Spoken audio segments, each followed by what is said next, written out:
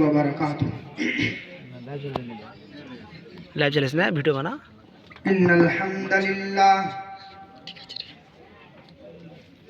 إن الحمد لله نحمده ونستعينه ونستغفره ونعوذ بالله من شرور أنفسنا ومن سيئات أعمالنا লাইভ চলতে গেলে من يهده الله فلا مضل কি له কইলে ওর মোবাইলে ومن يضلله فلا هادي له وأشهد أن لا إله إلا الله وحده لا شريك له وأشهد أن محمدا عبده ورسوله يا أيها الذين آمنوا اتقوا الله حق تقاته ولا تموتن إلا وأنتم مسلمون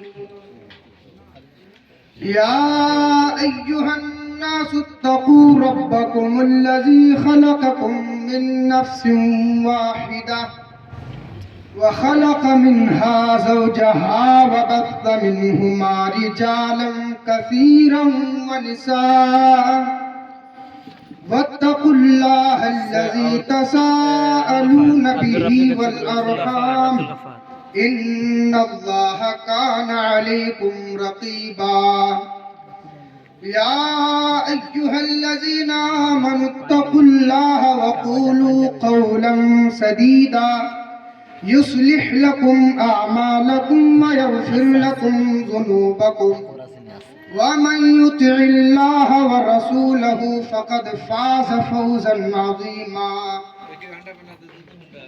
أما بعد فإن خير الحديث كتاب الله وخير الهدي هدي محمد صلى الله عليه وسلم وشر الأمور محدثاتها وكل محدثة بدعة وكل بدعة ضلالة وكل ضلالة في النار أعوذ بالله من الشيطان الرجيم بسم الله الرحمن الرحيم وإذا بشر أحدهم بالأنثى ظل وجهه مسودا وهو كظيم يتوارى من القوم من سوء ما بشر به أيمسكه على هون أم يدسه في التراب على ساء ما يحكمون وقال النبي صلى الله عليه وسلم المرأة عورة فإذا خرجت استشرفها الشيطان وأقرب ما تكون من رحمة ربها وهي في قعر بيتها آمين سب سے پہلے ہم صلی اللہ رب العالمین کی تعریف و توصیف حمد و ثنا کبریائی و بڑائی اس وحدہ لا شریک کے لیے لائق و سزاوار ہیں. وہی ذات ہمارا معبود ہے, وہی ذات ہمارا مسجود ہے جس عقیدے کی تعلیم جناب عربی محمد رسول اللہ صلی اللہ علیہ وسلم ہر فرض نماز کے بعد یہ دعا پڑھ کر اور تمام امت اسلامیہ کو یہ دعا سکھا کر اس دنیا سے رخصت ہو چکے ہیں. اللہم لا مانع لما اعطیت ولا معطی لما منعت ولا ينفع ذا الجد منک الجد. اگر اللہ رب العالمین کسی کو کوئی چیز دینا چاہے, عطا کرنا چاہے, اگر کوئی طاقتور اس چیز کو روکنا چاہے تو روک نہیں سکتا.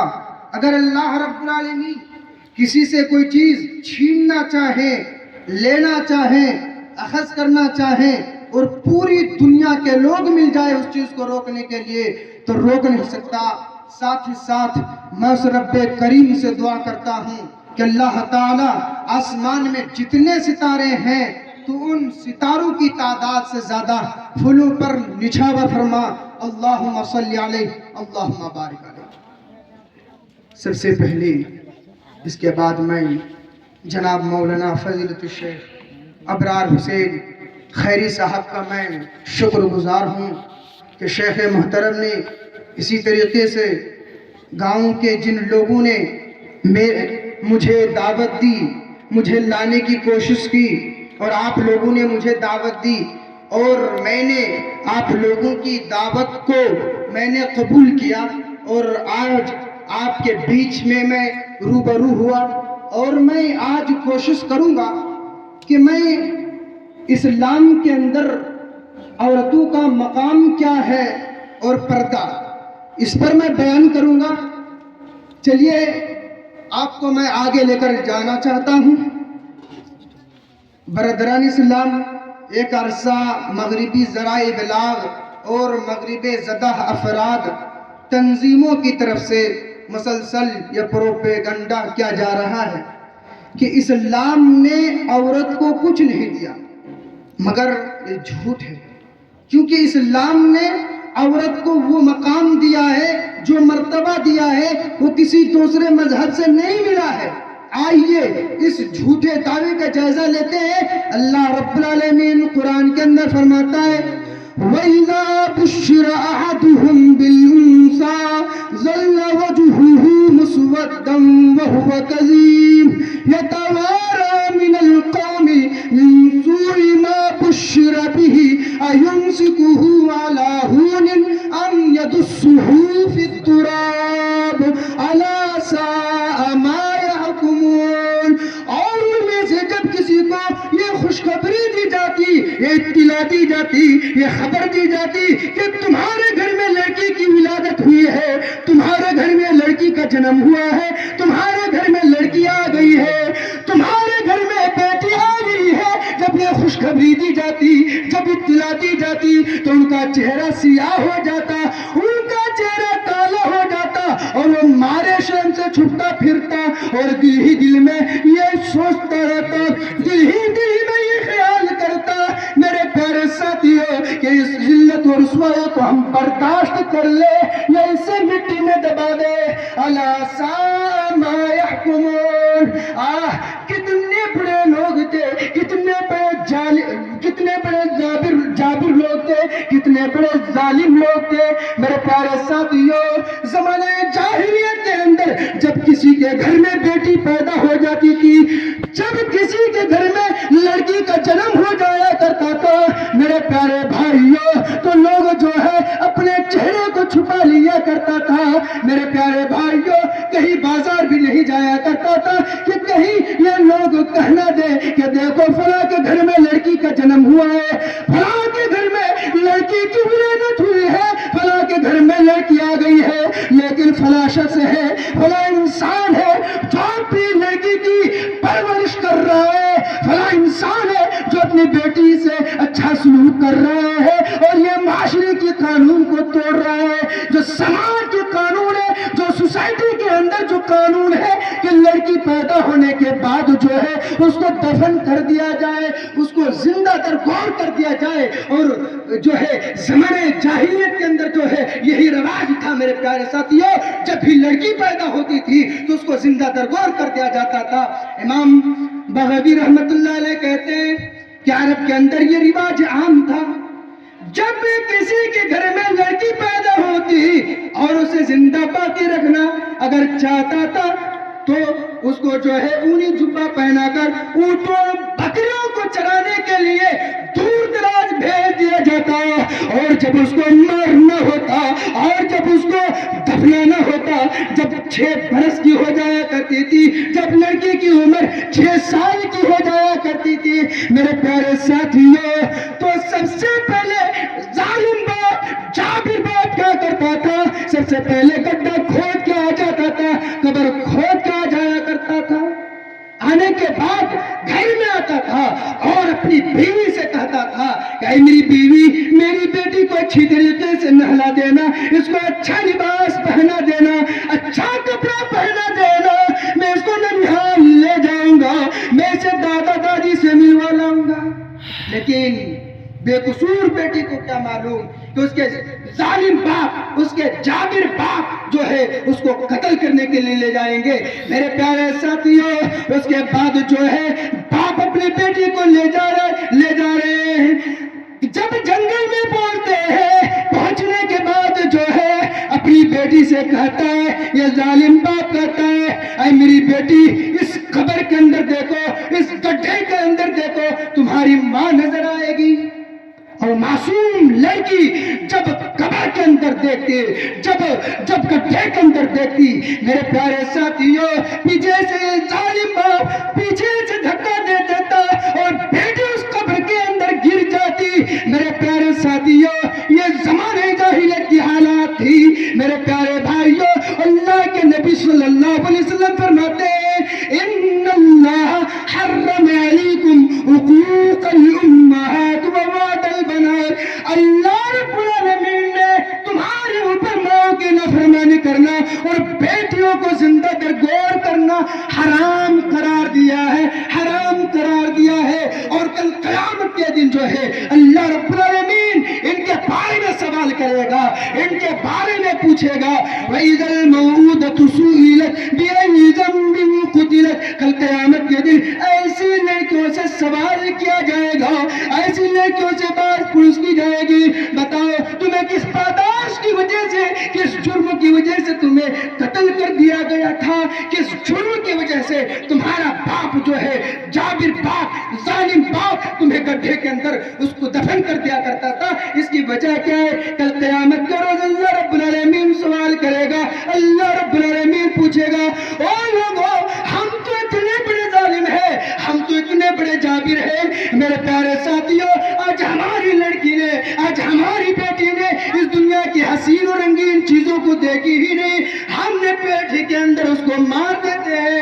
انجیکشن کے ذریعے, الٹرا ساؤنڈ کے ذریعے معلوم کر لیا جاتا ہے, پتا کر لیا جاتا ہے پیٹ میں پلنے والا بچہ ہے یا بچی ہے. اگر معلوم ہو جاتا ہے پیٹ میں پلنے والی جنین ہے, بچی ہے, پیٹ میں پلنے والا جو ہے وہ لڑکی ہے, میرے پیارے ساتھیوں انجیکشن کے ذریعے, گولی کے ذریعے معلوم نہیں کون کون سا حربہ استعمال کر کے ہم مار دیتے ہیں. ہم دنیا کے اندر بھی اپنی بیٹیوں کو نہیں لاتے, ہم ختم کر دیتے ہیں پیٹ کے اندر. اس سے تو بہتر زمانہ جاہلیت کے لوگ تھے, جب 6 برس کے ہو جایا کرتی تھی تو میرے پیارے ساتھیوں جب یہ حسین و رنگین چیزوں کو جب لڑکیاں دیکھ لیتی تھی, یہ دنیا کے اندر دنیا کی رونقوں کو جب دیکھ لیتی تھی, تب اس کے بعد جو ہے اس کے باپ جو ہے اس کو دفن کر دیا کرتے تھے. لیکن ہم اتنے بڑے ظالم ہیں,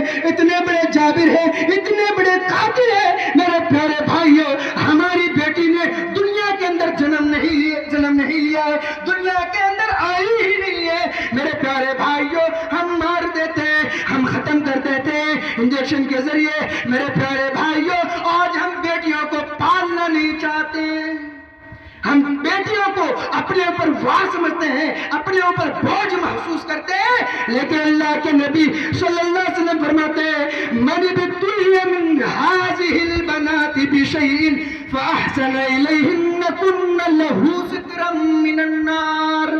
کہ جس شخص کو, جس انسان کو ان بیٹیوں کی وجہ سے کسی طرح آزمائش میں ڈالا جاتا ہو, امتحان میں ڈالا جاتا ہو, اور اس سے اچھائی کرتا ہو, اس سے اچھا برتاؤ کرتا ہو, اچھا سلوک کرتا ہو, تو ان کے لیے قیامت کے دن جو ہے یہ لڑکیاں پردہ بن جائے گی.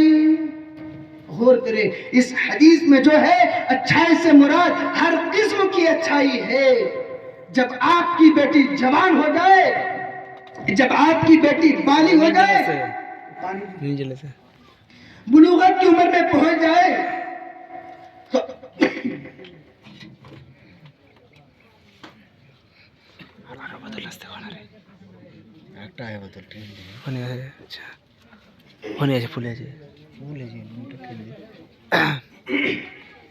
تو اسے آپ اچھا برتاؤ کریں, اچھا سلوک کریں, اسے تعلیم و تربیت میں آپ آگے بڑھا کر کے اس کو دینی مدارس میں بھیجیں. اور جب بالغ ہو جائے, جب بلوغت کی عمر میں پہنچ جائے, جب جوان ہو جائے, تو آپ اپنی لڑکی کے لیے اچھے داماد کا انتخاب کریں. ایسا لڑکا جو دیندار ہو, جو دین کے بارے میں جانتا ہو. لیکن آج سماج کے اندر کیا ہوتا ہے, معاشرے کے اندر کیا ہوتا ہے, جب ہماری بیٹی جوان ہو جاتی ہے, بالغ ہو جاتی ہے, بلوغت کی عمر میں پہنچ جاتی ہے, ہم ایسے لڑکے کو تلاش کرتے ہیں جو مالدار ہے, جو امیر ہے. میں یہ نہیں کہتا ہوں کہ امیر کو مت تلاش کرو, میں یہ نہیں کہتا ہوں دولت مند کو مت تلاش کرو, لیکن جو دیندار ہے, جن کے اندر دین کی سمجھ ہے, جو قال قال رسول کی صدائے جہاں گونجتی ہے, جس گھر میں جہاں قال قال رسول کی صدائے آواز دیتی ہے, جہاں پر اللہ کے رسول کے احکامات پر عمل کرتے ہیں, آپ اس گھر میں اپنی لڑکی کی شادی کرا دے.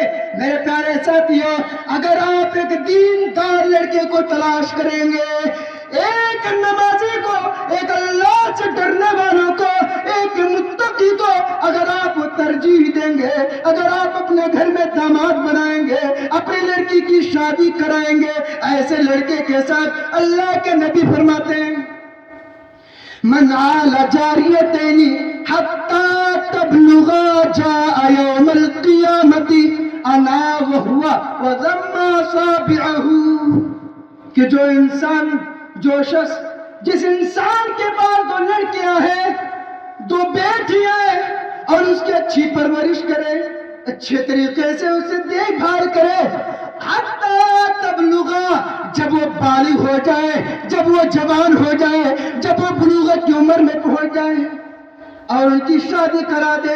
اللہ کے نبی فرماتے ہیں کہ میں اور وہ قیامت کے دن ایسے ہوں گے جیسے کہ یہ میری 2 انگلیاں ہیں. اللہ کے نبی جناب محمد الرسول اللہ صلی اللہ علیہ وسلم دونوں انگلیوں کو ملا کر فرمایا کہ وہ اور میں قیامت کے روز ایسے ہوں گے جیسے کہ یہ میری 2 انگلیاں ہیں. وہ لوگوں, اپنی بیٹیوں کو بوجھ نہ سمجھو, اپنی بیٹیوں کو بوجھ نہ سمجھو, بلکہ یہ بیٹیاں رحمت ہے, یہ بیٹیاں زحمت نہیں ہے, یہ بیٹیاں کل قیامت کے دن آپ کے لیے جہنم سے پردہ بن جائے گی, آپ کے لیے رونا بن جائے گی, آپ کو جہنم سے بچا لے گی. یہی بیٹیاں میرے پیارے ساتھیوں, اللہ کے نبی نے فرمایا ہے کہ جو انسان, جس شخص کے پاس 2 لڑکیاں ہیں, جو بیٹیاں ہیں, اور وہ اچھی پرورش, اچھے طریقے سے اس کی دیکھ بھال کرے, اچھے طریقے سے ان کو تعلیم یافتہ کرے اور شادی کرا دے, اللہ کے نبی فرماتے ہیں میں اور وہ قیامت کے روز ایسے ہوں گے جیسے کہ یہ میری 2 انگلیاں ہیں.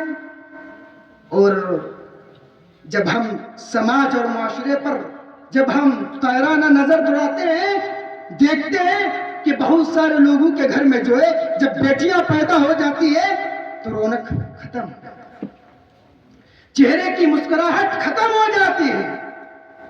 لیکن اب غور کریں, سوچے تو ذرا صحیح, یہ بیٹیاں رحمت ہیں. آئیے قرآن سے پوچھتے ہیں, جب ہم سماج پر طائرانہ نظر دوڑاتے ہیں, فلاں کے گھر میں تو بیٹیاں ہی بیٹیاں ہیں, فلاں کے گھر میں تو بیٹے ہی بیٹے ہیں, فلاں عورت تو بانجھ ہے, فلاں عورت تو عقیمہ ہے. میرے پیارے ساتھیوں, آئیے قرآن سے پوچھتے ہیں. اللہ کے نبی, اللہ رب العالمین قرآن کے اندر فرماتا ہے وَيَهَبُ لِمَن يَشَاءُ إِنَاثًا وَيَهَبُ لِمَن يَشَاءُ الذُّكُورَ أَوْ يُزَوِّجُهُمْ ذُكْرَانًا وَإِنَاثًا وَيَجْعَلُ مَن يَشَاءُ عَقِيمًا. اور اللہ تعالیٰ جسے چاہتا ہے اس کو بیٹے اور بیٹیاں عطا کر دیتا ہے, اور اللہ رب العالمین جسے چاہتا ہے اس کو صرف بیٹے ہی سے نوازتا ہے, اور اللہ رب العالمین جسے چاہتا ہے اس کو بانجھ بنا دیتا ہے, اس کو عقیمہ بنا دیتا ہے. ہمیں ٹینشن لینے کی ضرورت نہیں ہے. اگر ہمارے گھر میں صرف بیٹیاں ہی بیٹیاں پیدا ہوتی ہے, بیٹیاں ہی بیٹیاں جنم لیتی ہے, میرے پیارے ساتھیوں, تو ہم اور آپ کا کوئی قصور نہیں ہے. اللہ رب العالمین ہی پیدا کرتا ہے. اور دیکھیے جس کے گھر میں بیٹے ہی بیٹے پیدا ہوتا ہے وہ لڑکیاں کے لیے ترس رہا ہوتا ہے. وہ سوچتا ہے ہمارے گھر میں بھی بیٹی ہو, ہمارے گھر میں بھی بیٹیاں ہیں, ہمارے گھر میں بھی لڑکی ہے. میرے پیارے ساتھیوں, ایسا کیوں ہو رہا ہے, ایسا کیوں ہو رہا ہے؟ ہم بیٹیوں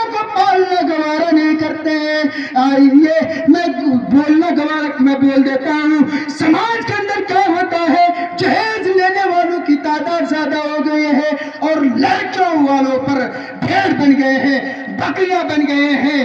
میرے پیارے ساتھیوں، اے لوگوں، اے سماج والوں، اے معاشرے والوں، یہاں سے یہ بات ذہن میں رکھ کر جاؤ، یہاں سے نصیحت حاصل کر کے جاؤ، جب بھی تم شادی کرو اسلامی طریقے سے شادی کرو۔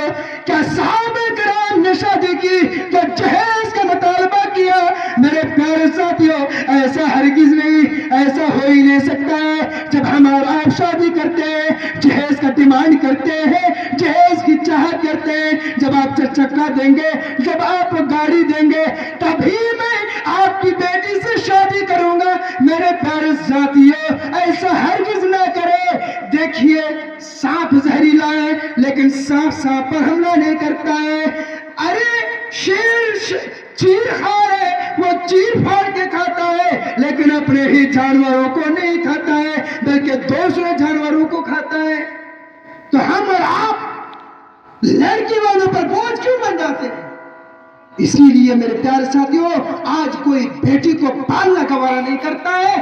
بیٹی پیدا ہونے سے پہلے ہی وہ 1000 مرتبہ سوچتا ہے۔ میرے پیارے ساتھیوں، آئیے اب پردہ کے متعلق میں آپ کو بتاؤں۔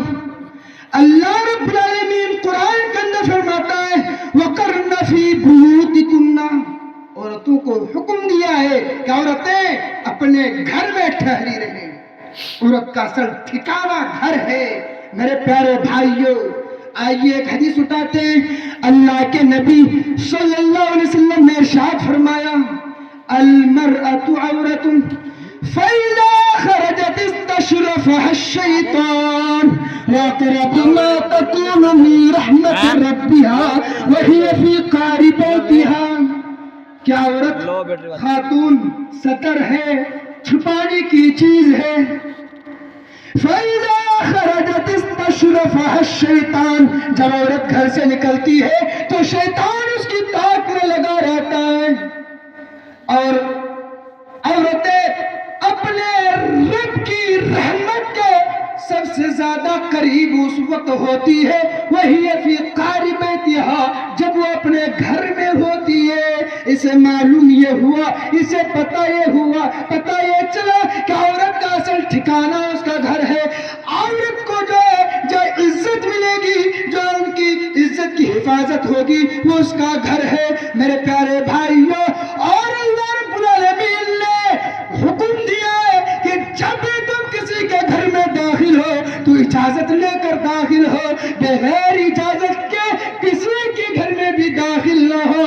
اور اللہ کے نبی صلی اللہ علیہ وسلم نے اس انسان کی آنکھ کو پھوڑنے کی اجازت دی ہے جو بغیر اجازت کے جھانک کر دیکھے۔ اسے پتہ یہ چلا کہ ہمیں اور آپ کو چاہیے کہ بغیر اجازت کے ہم کسی کے گھر میں داخل نہ ہو، اور ہمیں چاہیے بغیر اجازت کے ہم کسی کے اندر بھی، کسی کے گھر کے اندر بھی جھانک کر نہ دیکھیں۔ جب بھی ہم کسی کے گھر میں جائیں تو سلام کہہ کر جائیں تاکہ ان کے گھر کی حفاظت ہو جائے، کیونکہ گھروں کے اندر مائیں ہوتی ہیں، گھروں کے اندر بہنیں ہوتی ہیں، گھروں کے اندر بیٹیاں ہوتی ہیں۔ جب آپ اجازت لے لیں گے، جب آپ سلام کہہ کر جائیں گے تو ان کے گھر کے اندر جو بیٹیاں ہیں، جو مائیں ہیں، جو بہنیں ہیں، وہ اپنی عزت کی حفاظت کر لے گی، وہ اپنی شرمگاہ کی حفاظت کر لے گی، وہ اوڑھنیوں کو صحیح طریقے سے گریبانوں پر رکھ لے گی۔ میرے پیارے بھائیوں، چلیے میں آپ کو اور آگے لے کر چلوں۔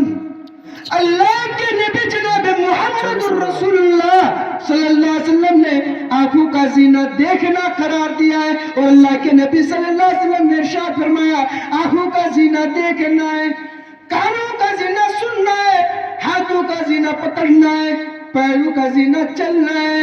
میرے پیارے ساتھیوں، کیونکہ ہم اپنی زبان سے جو ہے گندی باتیں کرتے ہیں، فحش باتیں بولتے ہیں، گندی گندی گالیاں دیتے رہتے ہیں، اسی لیے اللہ کے نبی کہتے ہیں کہ زبان کا زینہ بولنا ہے۔ میرے پیارے بھائیوں، اسی طریقے سے ہاتھ کا زینہ پکڑنا ہے. ہم ہاتھوں سے غلط چیزوں کو ہم ٹچ کرتے ہیں, غلط چیزوں کو ہم چھوتے ہیں, اور ہاتھ کے ذریعے ہم بہت بڑے کرائم کر لیتے ہیں. اسی لیے اللہ کے نبی فرماتے ہیں کہ ہاتھوں کا زینہ پکڑنا ہے, پیروں کا زینہ چلنا ہے, کیونکہ ہم پیر کے ذریعے ہم برائی کی طرف جاتے ہیں, ہم برائی کی طرف چل کر جاتے ہیں. اسی لیے اللہ کے نبی نے فرمایا کہ پیروں کا زینہ چلنا ہے. اب غور کریں, اس حدیث کو اپنے سامنے رکھیے اور اپنے دل پر رکھیے. میں اپنے دل پر ہاتھ رکھ کر سوچے تو صحیح, کیا ہم ہاتھوں سے غلط چیزوں کو ٹچ نہیں کرتے ہیں؟ کیا ہم اپنی زبان سے غلط باتیں نہیں بولتے ہیں؟ کیا ہم اپنی زبان سے گالیاں نہیں دیتے ہیں؟ کیا ہم پیروں سے نہیں چلتے ہیں, برائی کی طرف نہیں چلتے ہیں؟ میرے پیارے ساتھیوں, کیا ہم اپنی آنکھوں سے غلط چیزوں کی طرف نہیں دیکھتے ہیں, غیر محرم لڑکیوں کی طرف نہیں دیکھتے ہیں؟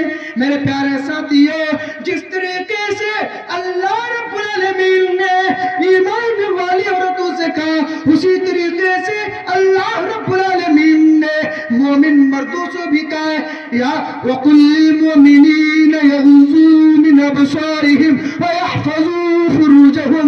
اے اللہ کے نبی صلی اللہ علیہ وسلم, آپ مومن مردوں سے کہتے جب وہ راستے پر چلے تو اپنی نگاہیں نیچی رکھے, اپنی نگاہیں پست کر لے. وَيَحْفَظُوا فُرُوجَهُمْ, اور اپنی شرمگاہ کی حفاظت کرے, اپنے ستر کی حفاظت کرے. اسی طریقے سے اللہ رب العالمین نے ایمان والی خواتین کو, ایمان والی اللہ سے ڈرنے والی عورتوں کے بارے میں اللہ رب العالمین نے کہہ دیا ہے, وَقُلْ لِلْمُؤْمِنَاتِ يَغْضُضْنَ مِنْ أَبْصَارِهِنَّ وَيَحْفَظْنَ فُرُوجَهُنَّ وَلَا يُبْدِينَ زِينَتَهُنَّ إِلَّا مَا ظَهَرَ مِنْهَا. اے اللہ کے نبی صلی اللہ علیہ وسلم, آپ ایمان والی عورتوں سے, آپ اللہ سے ڈرنے والی عورتوں سے کہہ دیں, جب وہ راستے پر چلے تو اپنی نگاہیں نیچی رکھے.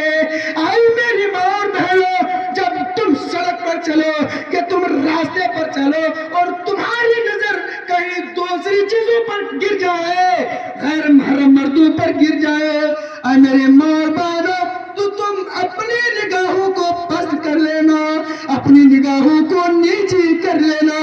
اور اللہ رب العالمین آگے کہہ رہا ہے, وَقُلْ لِلْمُؤْمِنَاتِ يَغْضُضْنَ مِنْ أَبْصَارِهِنَّ وَيَحْفَظْنَ فُرُوجَهُنَّ, اور اپنی شرمگاہ کی حفاظت کرے.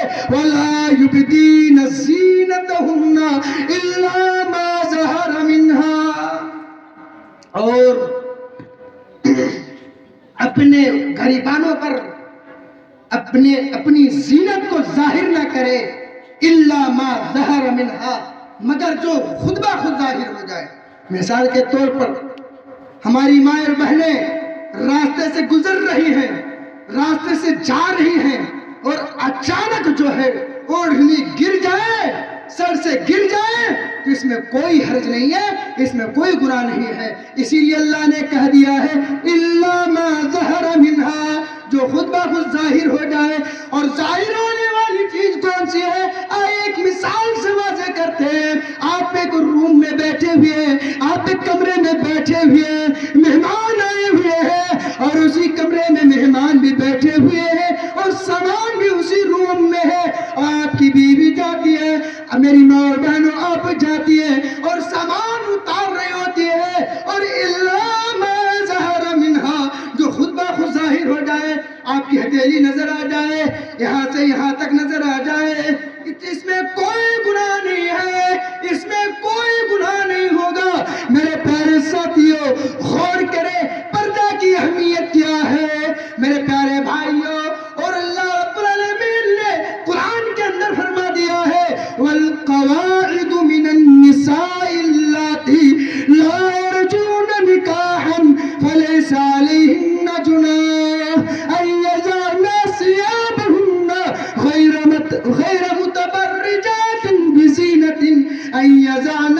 ثيابهن غير متبرجات بزينة وان يستعففن خير لهن. اور وہ بوڑھی عورتیں جنہیں نکاح کرنے کی کوئی خواہش نہیں ہے، تمنا نہ رہی ہے، وہ اگر چاہیں تو بغیر حجاب کے، بغیر پردہ کے مہمان کے سامنے جا سکتی ہے، لیکن قرآن کہتا ہے اگر اس سے بھی پرہیز کرے، اگر وہ برقع وغیرہ نہ اتارے تو اس کے لیے بہتر ہے۔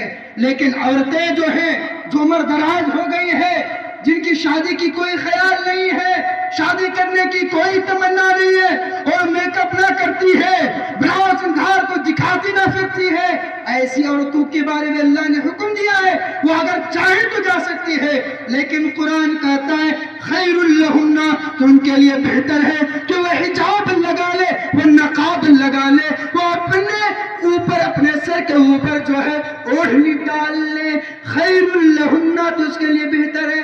اب غور کرے اے سماج کی لڑکیوں، اے معاشرے کی لڑکیوں، اے سماج اور سوسائٹی کے اندر رہنے والیوں، اے میرے پیارے ساتھیوں تم بھی سنو، اے میری ماں اور بہنوں تم بھی سنو، جس طریقے سے اللہ رب العالمین نے کہہ دیا ہے، ایمان والی عورتوں سے کہہ دیا ہے، ایمان والوں، وہ ایمان والوں سے بھی کہہ دیا ہے، اللہ سے ڈرنے والوں سے بھی کہہ دیا ہے، اور ڈرنے والوں سے کہہ دیا ہے۔ اور یہاں پر اس آیت پر غور کرے، جبکہ بوڑھی عورت کے لیے نقاب لگا لینا، حجاب لگا لینا، اپنے سر پر اوڑھنی ڈال لینا بہتر کہہ دیا گیا ہے، تو ہماری بہنوں کو، ہماری قوم کی بیٹیوں کو یہ کیسے اجازت ہو سکتی ہے کہ پھٹا پرانا کپڑا پہن کر جائیں، جس سے فگر نظر آ جائے، جس سے جسم کا پارٹ، جسم کا حصہ نظر آ جائے؟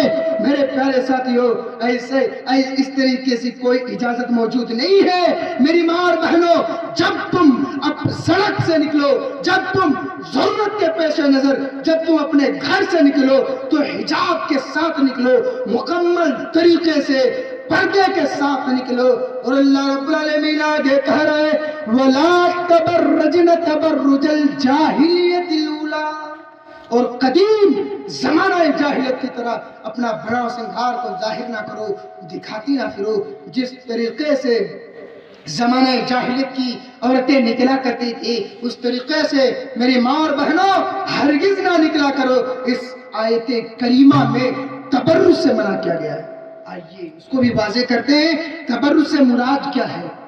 تبرج سے مراد یہ ہے کہ عورتیں نیم عریاں لباس پہنے ہوئے اپنے عضو، اپنے جسم کا کوئی بھی حصہ غیر محرم مردوں کے سامنے ظاہر نہ کرے، دکھاتے نہ پھرے۔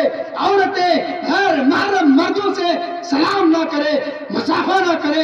اگر ہماری ماں اور بہنیں سن رہی ہے اور جہاں تک میری آواز جا رہی ہے، میری ماں اور بہنوں، اگر تمہیں ضرورت کے وقت، اگر تمہیں کسی اجنبی مرد سے باتیں کرنی پڑے، اگر تمہارا شوہر گھر میں نہیں ہے، تمہارا پتی گھر میں نہیں ہے، تمہارا بیٹا گھر میں نہیں ہے، اگر فون آ گیا ہے، کال آ گیا ہے اجنبی مرد کا، اگر تمہیں باتیں کرنی پڑے تو تمہاری لب و لہجہ بدل جانا چاہیے، تمہاری زبان پر وہ مٹھاس نہیں ہونی چاہیے، بلکہ تمہاری آواز میں کڑکپن ہونی چاہیے، تاکہ مریض دل انسان بھی کے اندر بھی برے خیالات پیدا نہ ہو جائے۔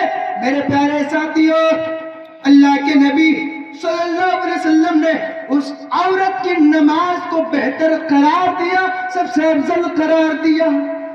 حضرت ام حمید رضی اللہ تعالیٰ عنہ بیان کرتی ہے، اللہ کے نبی صلی اللہ علیہ وسلم کے ساتھ جو ہے مسجد نبوی میں نماز پڑھنے کی رغبت ظاہر کی، خواہش ظاہر کی۔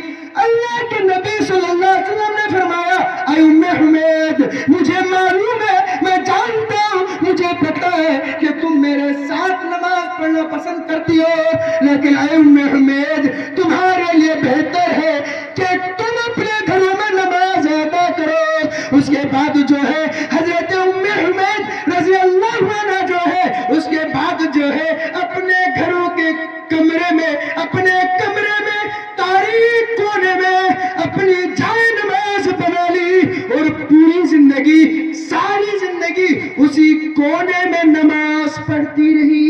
میری ماں اور بہنوں سنو، آج ہم اور آپ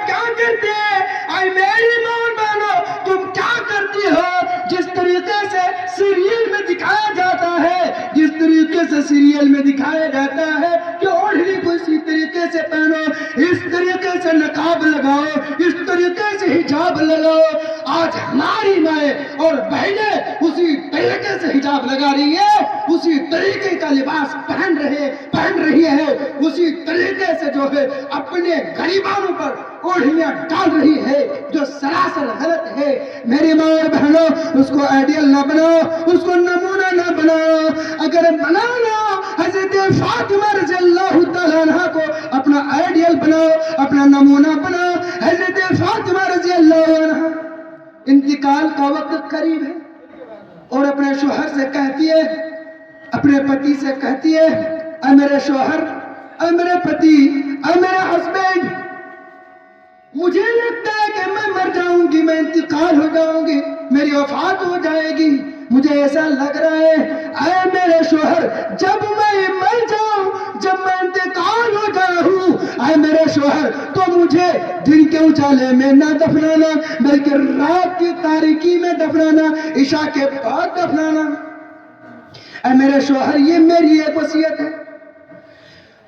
تو حضرت علی رضی اللہ تعالیٰ عنہ کہتے ہیں، اے میری بیوی، تم کیسی باتیں کرتی ہو؟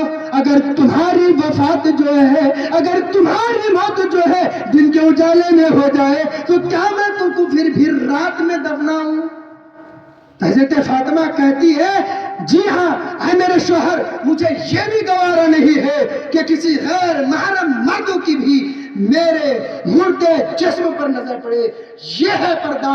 میری ماں اور بہنوں، عبرت حاصل کرو، نصیحت حاصل کرو اور حضرت فاطمہ رضی اللہ تعالیٰ عنہ کی طرح پردہ کرنا سیکھ لو۔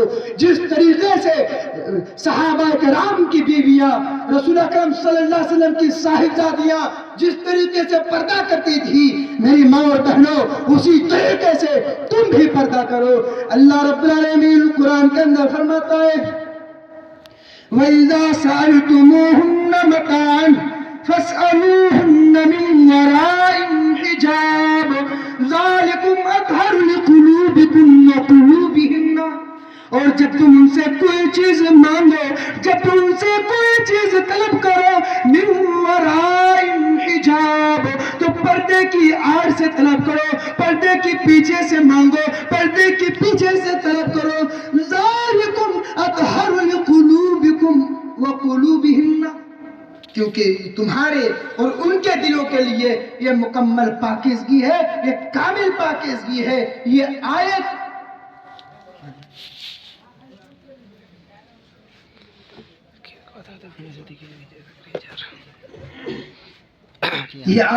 آیت الحجاب یعنی پردے کی آیت کے نام سے معروف ہے، مشہور ہے۔ اور یہ جو آیت جو ہے یہ ذوالقعدہ 5 ہجری میں نازل ہوئی۔ حضرت عمر کہتے ہیں، اے اللہ کے نبی صلی اللہ علیہ وسلم، آپ کے پاس اچھے بھی لوگ آتے ہیں، آپ کے پاس برے بھی لوگ آتے ہیں، آپ کے پاس ہر طریقے کے لوگ آتے ہیں، آپ کے پاس ہر قسم کے لوگ آتے ہیں۔ کاش آپ امہات المومنین کو پردہ کرنے کا حکم دیتے۔ میرے پیارے ساتھیوں، تو یہ آیت جو ہے عام ہے، یہ آیت خاص نہیں ہے، یہ آیت امہات المومنین کے بارے میں تو نازل ہوئی، لیکن جب اللہ کے نبی نے کہہ دیا، اس کے بعد جو ہے میرے پیارے ساتھیوں، صحابہ کرام رضوان اللہ علیہم اجمعین جو ہے اپنی بیویوں کو جا کر بتائے، اپنی بیویوں کو حکم دیا۔ میرے پیارے ساتھیوں، اس کے بعد جو ہے صحابیات بھی پردہ کرنے لگی۔ میرے پیارے بھائیوں، یہ آیت اگرچہ امہات المومنین کے بارے میں نازل ہوئی، لیکن یہ آیت عام ہے، یہ آیت خاص نہیں ہے۔ اگر خاص ہوتی امہات المومنین ہی مراد ہوتی، لیکن میرے پیارے ساتھیوں، دنیا کی تمام عورتوں کے لیے یہ آیت مبارکہ ہے۔ میرے پیارے ساتھیوں اور میری ماں اور بہنوں، حجاب سے نکلا کرو، پردہ میں رہنے کی کوشش کرو۔ اللہ رب العالمین قرآن کے اندر فرماتا ہے، یا ایھا النبی قل لازواجک وبناتک ونساء المؤمنین یدنین علیہن من جلابیبہن ذالک ادنیٰ۔ اے اللہ کے نبی صلی اللہ علیہ وسلم، آپ ایمان آپ جو ہے اپنی بیویوں سے، اپنی بیٹیوں سے، اپنی بیٹیوں سے اور دنیا کی تمام عورتوں سے کہتے کہ وہ اپنے اوپر اپنے گریبانوں پر اوڑھنیاں ڈال لے، جسے ان کی شناخت ہو جایا کرے گی، یہ انہیں پہچان لیا جائے گا یہ شریف گھرانوں کی لڑکیاں ہیں، یہ شریف گھرانوں کی بیٹیاں ہیں۔ وہ میری ماں اور بہنوں، جب تم نکلو تو حجاب کے ساتھ نکلو، پردے کے ساتھ نکلو، تاکہ جب نوجوانان اسلام جب تم کو دیکھیں، جب غیر محرم مردوں کے نظر جب تمہارے اوپر پڑ جائیں تو انہیں وہ سوچنے پر مجبور ہو جائیں، وہ خیال کریں کہ اچھے گھرانوں کی بیٹیاں ہیں، یہ اچھے خاندان کی بیٹیاں ہیں، یہ اچھے قبیلے کی بیٹیاں ہیں۔ میرے پیارے ساتھیوں، جب ہماری مائیں، ہماری بہنیں حجاب کے ساتھ نکلے گی، جب ہماری بیٹیاں جب نقاب کے ساتھ نکلے گی تبھی ہو سکتا ہے، لیکن اگر اوڑھنی کہیں پر ہے، غریبانوں پر اوڑھنی نہیں ہے میرے پیارے ساتھیوں، تو ہماری مائیں اور بہنیں کی عزت ہو ہی نہیں سکتی ہے، ان کی عزت کی حفاظت ہونا بہت کم ہو سکتی ہے۔ میرے پیارے ساتھیوں، میں کہنا یہ چاہتا ہوں اے میرے پیارے ساتھیوں، جب تمہاری نظر اگر کسی غیر محرم لڑکیوں پر پڑ جائے تم بھی اپنی نگاہوں کو نیچی کر لو۔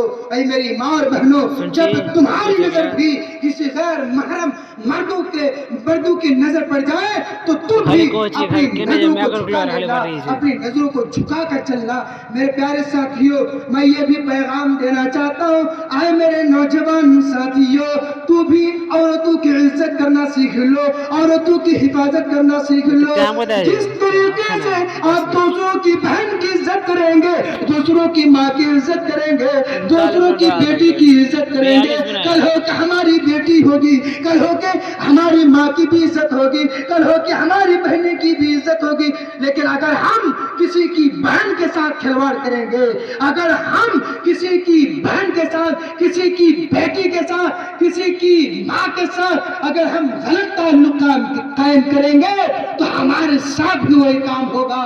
جس طریقے سے ہم نے دوسروں کی بہن کے ساتھ، دوسروں کی بیٹی کے ساتھ، دوسروں کی ماں کے ساتھ ہم نے غلط تعلق قائم کیے ہیں، اسی طریقے سے میرے پیارے ساتھیوں ہم بھی محفوظ نہیں رہ سکتے ہیں، ہماری بیٹیاں محفوظ نہیں رہ سکتی ہے، ہماری مائیں محفوظ نہیں رہ سکتی ہے، ہماری قوم کی نوجوان بیٹیاں محفوظ نہیں رہ سکتی ہے۔